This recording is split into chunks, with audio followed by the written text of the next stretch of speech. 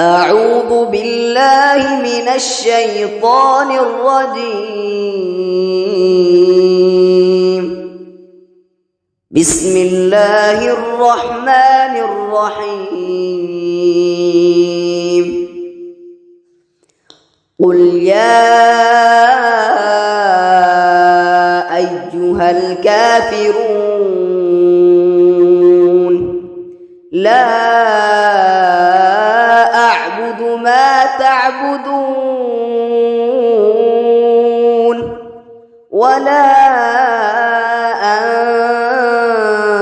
أنتم عابدون ما أعبد ولا أنا عابد ما عبدتم ولا أنتم عابدون ما أعبد لكم دينكم ولي دين. صدق الله العظيم.